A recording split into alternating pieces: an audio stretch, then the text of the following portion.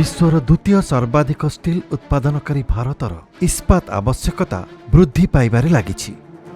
2030 मसीहा बेलू प्रति वर्ष भारत में 230 मिलियन टन स्टील दरकार हेबो।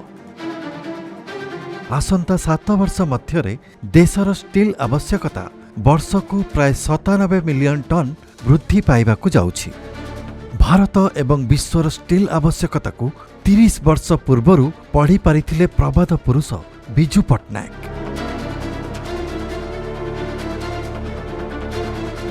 सेहिथिपाई 1992 मसीहा मे मासरे ओडिशारे द्वितीय इस्पात कारखाना प्रतिष्ठार शुभ देले जाजपुर जिला सुकिंदा निर्वाचन मंडली।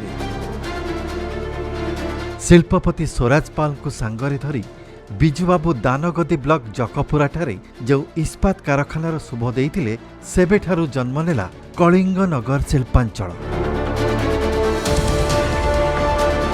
सेई कलिंग नगर आज एशिया महादेशर इस्पात राजधानी भावे परिचय पाइछि।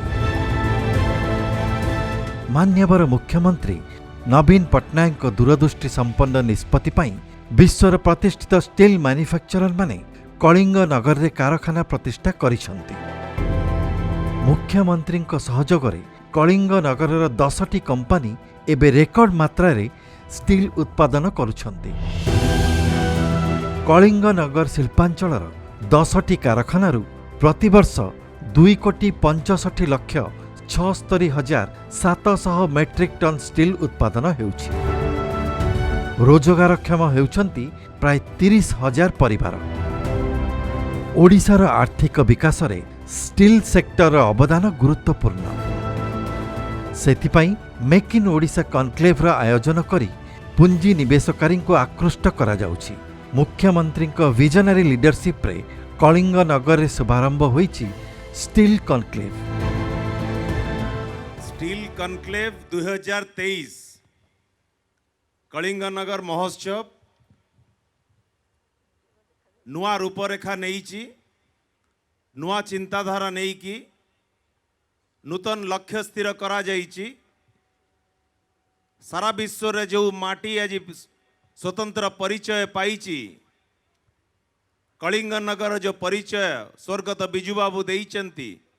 प्रिय मुख्यमंत्री नवीन पट्टनायक जेभली भाव रे से लक्ष्य रे पहुँचवा पाई अहरह परिश्रम करुचंती।